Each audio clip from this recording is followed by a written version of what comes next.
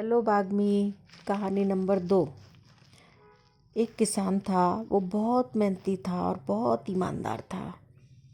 जरा भी लोभ नहीं करता था। अपनी मेहनत पर उसको भरोसा था।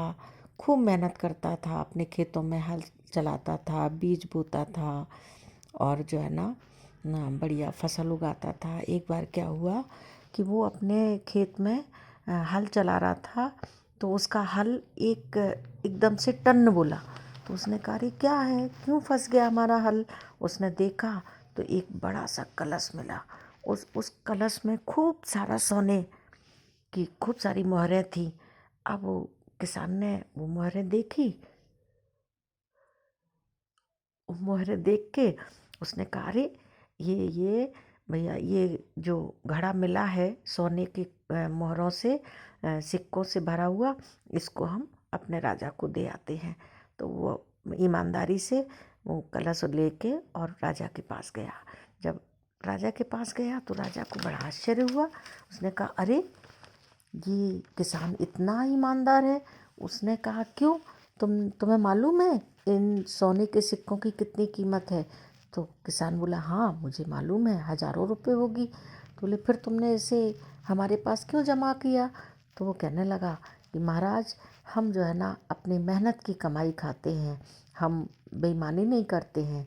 ये सोने के सिक्के पता नहीं किसने मेहनत करके कमाए होंगे और इनको किसी ने कलश में भर के और ज़मीन में गाड़ दिए हैं। किसी दूसरे की चीज़ हम क्यों लें। इसलिए जो है ना हम ये सोने के सिक्के आपको वापस करने के लिए आए हैं कि ये हमारे नहीं हैं। अब राजा को बड़ा आश्चर्य हुआ। राजा ने कहा कि अच्छा, हम तुमको 100 सोने के सिक्के इनाम में देते हैं।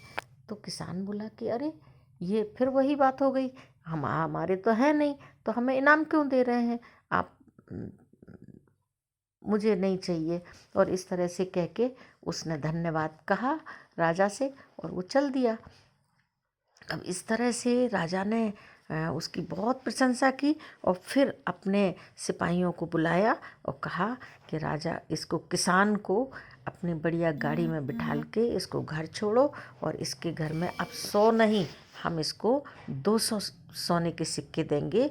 और उसका खूब सम्मान किया किसान का। और पूरे नगर के सामने उस किसान को बुला के उसका राज तिलक किया और खूब सम्मान किया। तो ईमानदार जो लोग होते हैं उनका बहुत सम्मान होता है।